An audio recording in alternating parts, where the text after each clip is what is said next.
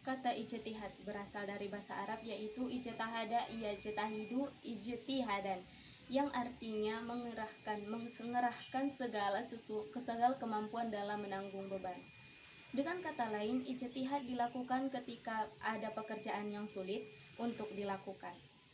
Kata ijtihad juga berasal dari al-jahdu yang berarti upaya sungguh. Sedangkan menurut istilah, ijtihad menurut Hanafi adalah mencurahkan tenaga dan pikiran untuk menemukan keagamaan dengan salah satu melalui syarak dengan cara-cara tertentu. Fungsi ijtihad. Ketika umat Islam menghadapi masalah baru, maka akan diketahui hukumnya. Fungsi al-rujuk ataupun al-hidayah yaitu mengembalikan ajaran pada sumber pokok yaitu Al-Quran dan hadis. Fungsi al-ihya yaitu penghidupan, yaitu menghidupkan kembali ajaran-ajaran Islam. Dan yang keempat adalah fungsi al-inabah yang artinya pembenahan, membenahi ajaran-ajaran Islam melalui salah satu dalil syarak dengan cara-cara tertentu. Yang pertama adalah fungsi al-nuju atau al-hidayah, yaitu mengembalikan ajaran-ajaran pada sumber pokok yaitu Al-Quran dan hadis. Dan yang kedua adalah fungsi al-ihya yaitu penghidupan, yaitu menghidupkan kembali ajaran-ajaran Islam. Yang ketiga adalah fungsi al-inabah, ya artinya pembenahan, membenahi ajaran-ajaran Islam yang telah diijtihadi oleh ulama-ulama terdahulu. Fungsi ijtihad, jika umat Islam menghadapi masalah baru akan diketahui hukumnya. Yang pertama adalah al-waqi, adalah adanya kasus yang menimpa. Yang kedua adanya mujtahid, seseorang yang membawa ijtihad dengan kompetensi untuk mengembalikan dengan syarat-syarat tertentu. Yang ketiga adalah ilmu mujtahid fi, hukum syariat yang bersifat amali. Dan yang keempat adalah fungsi dalil syarak, yaitu menentukan suatu hukum bagi mujtahid fikih. Masuklah kita ke makalah yang kedua, yaitu tokoh-tokoh utama dalam fikih kontemporer. Yang pertama adalah Mahmud Shaltut. Ia adalah seorang cendekiawan asal Mesir yang asal Sunni dan teolog Islam Sunni yang terkenal karena karyanya dalam reformasi Islam. Beliau merupakan hukum perintis ke penerapan tafsir tematis dan pengikut ajaran pemikiran Muhammad Abdu yang terkenal dengan dasar pembaharuannya. Dalam bidang ijtihad, Shaltut mengatakan, perbedaan suku maslahat dalam suatu hukum produk itu tergantung pada dua perubahan zaman, tempat dan individu, sehingga dari sinilah munculnya ijtihad. Yang kedua adalah Yusuf Qaradawi. Pada masa sekarang ini ijtihad tidak sekedar diperbolehkan, bahkan Muhammad Yusuf Al-Qaradawi ia mengatakan fardu kifayah yang dibebankan atas semua umat Islam. Karena pintu ijtihad telah dibuka oleh Nabi dan tidak ada seorang pun yang dapat untuk menutupnya. Namun demikian bukan berarti kita mengecilkan ataupun mengecilkan nilai khazanah Islam dan tidak menganggap remeh untuk membuat fikih kita dengan berbagai masalah ataupun giliran. Dan karena sumber yang terkandung di dalamnya ini adalah ijtihad mentekstualkan hipotesis, harus dijadikan perhatian untuk melakukan ijtihad. Konsep evolusi Abdillah Ahmad An-Naim. Ahmad An-Naim yaitu dikenal sebagai ahli hukum dan aktivis yang terkenal yang berasal dari Sudan. Seperti yang ditawarkan An-Naim adalah tidak terlepas dari konsep umumnya, yaitu Muhammad Toilah, yang oleh An-Naim kemudian dikembangkan menjadi fungsi pendekatan evolusi. Yang keempat, konsep double movement Fazlur Rahman. Fazlur Rahman adalah pemikirannya tentang metode penafsiran Al-Quran dilatar belakangi oleh keyakinannya bahwa selama ini kaum muslimin belum pernah membicarakan tentang sejarah secara adil setelah mengenai dasar dan metode penafsiran Al-Quran. Adapun makalah ketiga yaitu riba dan bunga bank.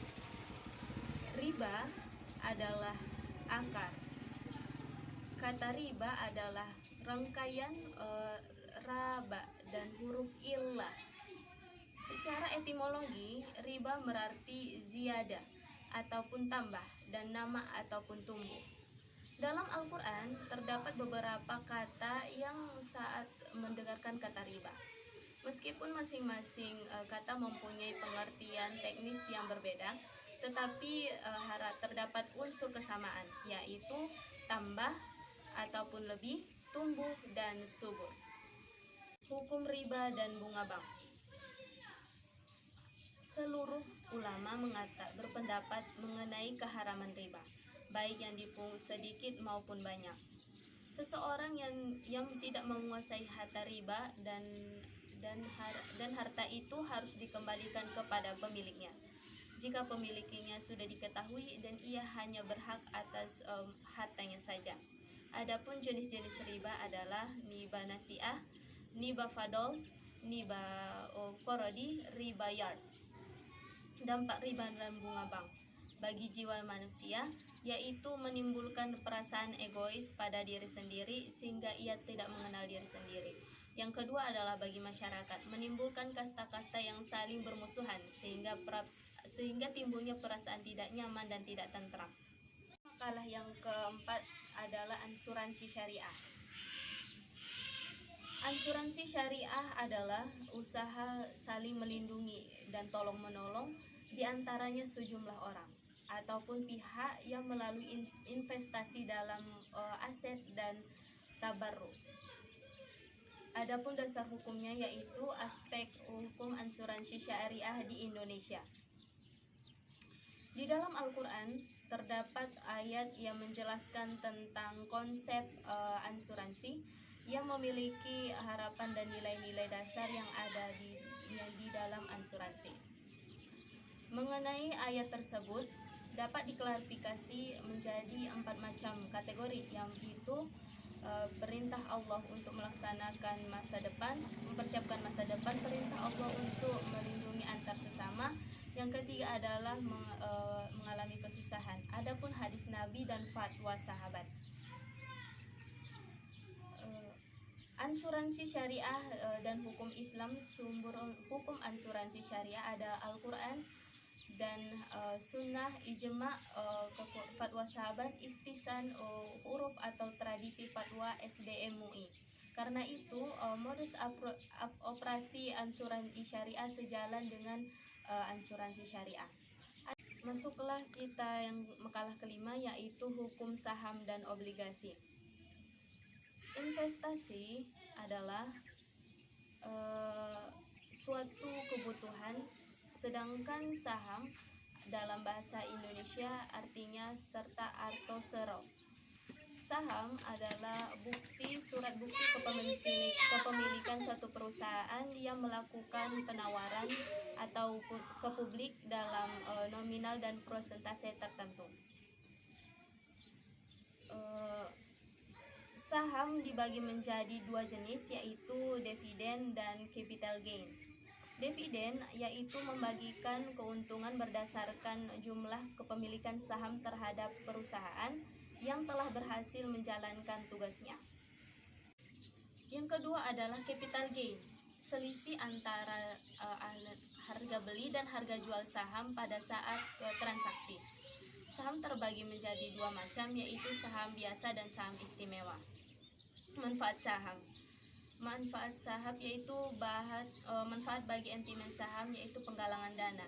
Saham bermanfaat untuk menanamkan dana sebagai bentuk alternatif investasi. Pun makalah yang keenam yaitu jual beli secara kredit. Yang pertama, pengertian jual beli secara kredit menurut syariat Islam.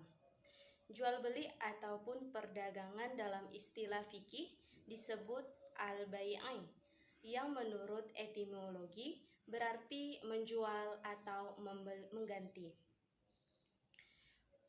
Wabah Ajwaili mengartikan secara bahasa dengan menukar sesuatu dengan sesuatu yang lain.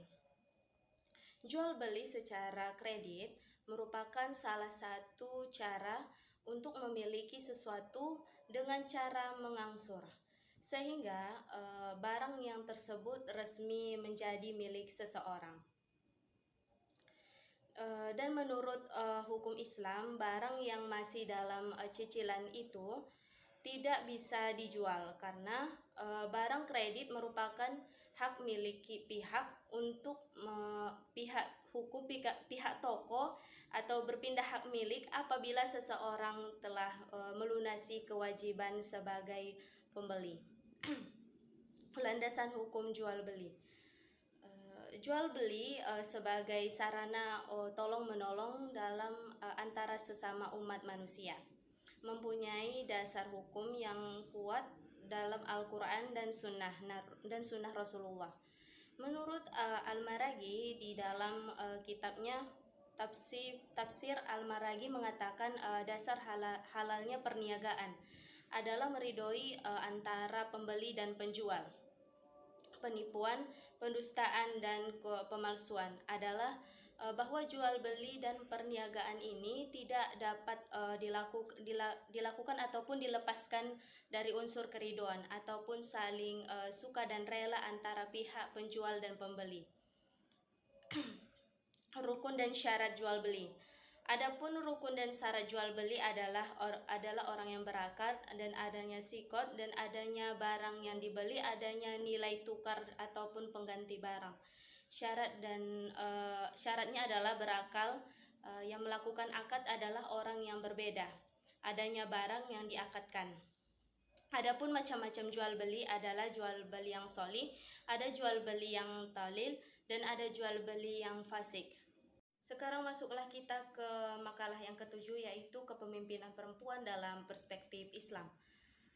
Yang pertama adalah dasar hukum mengenai kepemimpinan perempuan. Dalam Al-Quran ada sebuah kisah yang dinamakan negeri Sabah yang dipimpin oleh seorang perempuan yang bernama Ratu Balqis. Hal ini disebutkan dalam surah As-Saba ayat 15 yang berbunyi, A'udzubillahi minasyaitonirrajim, Bismillahirrahmanirrahim. Laqad kana lisaba'i fi maskanihim ayah jannatani ayyamini washimal. Kulu min rizqi rabbakum washkurulah baldatun thayyibatu wa rabbun ghafur. Yang artinya sesungguhnya bagi kaum Sabah ada tanda di tempat kediaman mereka, yaitu 2 buah kebun sebelah kanan dan kebun sebelah kiri. Makanlah sebagian rezeki yang dianugerahkan oleh Tuhanmu, dan itu adalah negeri yang baik bagimu, dan Tuhanmu adalah Tuhan yang Maha Pengampun.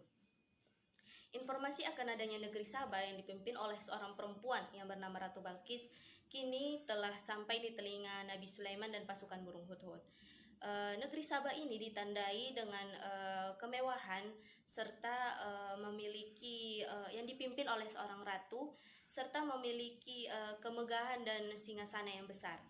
Dia mempunyai harta benda, kekuatan, kekuasaan, gelang, mutiara, emas yang tak terkira jumlahnya. Tetapi ia dan kaumnya adalah penyembah kaum matahari. Hal ini disebutkan dalam surah An-Naml ayat 23-24 yang berbunyi, A'udzubillahi minasyaitonirrajim, Bismillahirrahmanirrahim. Inni wajadatu imra'atan tamlikuhum wa utiyat min kulli syai'in wa laha arsyil azim. Wajadatuha faqaumaha yasjuduna lisyamsi min dunillahi. Wa zayyana lahumus syaitanu a'malahum fasaddahum anis sabili fahum la yad'un. Yang artinya, aku telah mendapati seorang wanita yang memerintah mereka. Ia memiliki kemewahan serta singgasana yang besar. Tetapi ia dan kaumnya adalah penyembah kaum matahari, dan syaitan menyukai perbuatan-perbuatan mereka sehingga mereka lalai di jalannya, dan itulah mereka tidak mendapat petunjuk. Mengenai laporan itu, Nabi Sulaiman berkata dalam surah An-Naml ayat 27-28 yang artinya, akan kami lihat apa yang kamu lakukan, apakah kamu termasuk orang-orang yang berdusta. Pergi hantarkan suratku ini, lalu berpalinglah dari mereka dan perhatikan apa yang mereka bicarakan. Mengenai hal itu, utusan Nabi Sulaiman pergi ke tempat Ratu Balkis untuk menyerahkan surat Sulaiman, dan Ratu Balkis pun menerimanya, sehingga ia berkata dalam surah An-Naml ayat 29 sampai 32 yang artinya, "Wahai para pembesar-pembesarku, aku telah mendapatkan surat dari Yang Maha Mulia yang berisikan dengan menyebut nama Tuhan yang Maha Pengasih lagi Maha Penyayang. Janganlah kalian berlaku sombong terhadapku, dan datanglah kepadaku sebagai orang yang berserah diri." Lalu Ratu Balkis pun berkata, "Wahai para pembesar-pembesarku, aku tidak akan menyelesaikan suatu urusan ini sebelum kamu berada dalam majelisku. Berilah aku pertimbangan dan sebelum kamu berada dalam majelisku." Dari sini kita lihat bahwa pemikiran Ratu Balkis ini sangat dalam, dikarenakan ia tak gegabah dalam melakukan segala sesuatu. Jika ia ingin melakukan segala sesuatu, pasti ia akan bermusyawarah kepada pembesar-pembesarnya, sehingga hasil musyawarah tersebut isinya mereka siap melawan Nabi Sulaiman apapun caranya, karena bagi mereka mempunyai kekuasaan, kemegahan, serta pasukan tempur dan hal logistik. Dan mengenai hal itu, Ratu Balkis tidak terpesona dengan ucapan Sulaiman, karena bagi Ratu Balkis, jika seseorang raja ingin memasuki suatu negara atau suatu daerah, pasti ia akan menghancurkan ataupun memporak-porandakan negeri yang akan mereka dirikan. Sebelum ke hal itu, Ratu Balkis memiliki ide, apakah jika misalnya Ratu Balkis memberikan hadiah untuk ingin menguji kenabian Nabi Sulaiman. Dan jika Sulaiman adalah seorang nabi, pasti ia tidak akan menerima hadiah tersebut. Dan jika Sulaiman bukan seorang nabi, ia akan menerima hadiah tersebut. Dan alangkah kuatnya firasat Ratu Balkis, Nabi Sulaiman menolak hadiah yang diberikan oleh Ratu Balkis, sehingga di sini ia menyerahkan, dan sehingga Ratu Balkis percaya, dan disitulah ia menyerahkan kekuasaannya serta singgasananya yang besar kepada Nabi Sulaiman untuk di jalan Allah. Jadi di sini dapat kita simpulkan bahwa Ratu Balkis ini memiliki seseorang yang pemikiran yang dalam, lincah, dan tidak gegabah dalam menetapkan sesuatu. Nah, dan juga Ratu Balkis ini seorang yang berlogika serta seorang yang pandai berlogika serta bertauhid. Dan misalnya ada seseorang yang bertanya kepada Ratu Balkis mengenai kekuasaan serta kemegahan istana yang mewah itu, singgasananya yang mewah itu telah dipindahkan, ia menjawab dengan ungkapan yang diplomatis, bukan ucapan yang abal-abal ataupun ucapan yang menjatuhkan Nabi Sulaiman. Sehingga dapatlah kita lihat ataupun dapat kita uraikan alangkah kuatnya pemikiran Ratu Balkis dalam setelah masuk ke istana.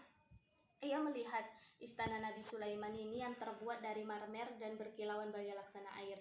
Dalam memasukinya, ia berkata, "Wahai Tuhanku, aku telah berbuat zalim kepada diriku sendiri, dan aku telah menyerahkan diriku kepada Sulaiman dan kepada Allah Tuhan semesta alam." Nah, dari uraian tersebut kita seorang perempuan bisa untuk menjadi seorang pemimpin, asalkan memenuhi kriteria ataupun syarat-syarat tertentu untuk menjadi seorang pemimpin. Yang kedua adalah responsibility. Adapun hadis tentang etika kepemimpinan adalah dari Abdullah bin Maslamah bin Umar, dari Abdullah bin Dinar, serta dari Abdullah bin Umar, Rasulullah SAW bersabda, "Setiap kamu adalah seorang pemimpin yang akan dimintai pertanggungjawaban atas kepemimpinannya. Seorang kepala negara yang bertanggung jawab atas rakyatnya dan akan dimintai pertanggungjawaban atas rakyat yang dipimpinnya. Seorang suami yang bertanggung jawab atas istri dan anaknya dan akan dimintai pertanggungjawaban atas keluarganya. Seorang istri adalah seorang pemimpin yang memimpin suami serta anaknya yang akan dimintai pertanggungjawaban atas tugasnya. Seorang pembantu yang bertanggung jawab atas harta tuannya dan akan dimintai pertanggungjawaban atas tugasnya, dan setiap kamu adalah seorang pemimpin yang akan dimintai pertanggungjawaban perihal kepemimpinannya." Hadis riwayat Muslim. Dari sini kita simpulkan bahwa di sini adalah menyangkut tentang etika kepemimpinan, dan Adapun etika kepemimpinan ini di sini adalah tanggung jawab. Nah, kita sebagai manusia yang hidup di dunia ini harus tanggung jawab sekurang-kurangnya pada diri kita sendiri. Seorang suami yang bertanggung jawab kepada istri dan anaknya, seorang pembantu yang bertanggung jawab atas harta tuannya, seorang atasan yang bertanggung jawab atas bawahannya, seorang kepala negara, bupati ataupun gubernur bertanggung jawab atas yang dipimpin. Seorang gubernur ataupun kepala wali kota sekalipun, presiden sekalipun, yang bertanggung jawab untuk kepemimpinan rakyatnya. Dan di sini jelas bahwa kepemimpinan ataupun tanggung jawab di sini adalah upaya seorang pemimpin untuk mensejahterakan umat ataupun rakyat yang dipimpin.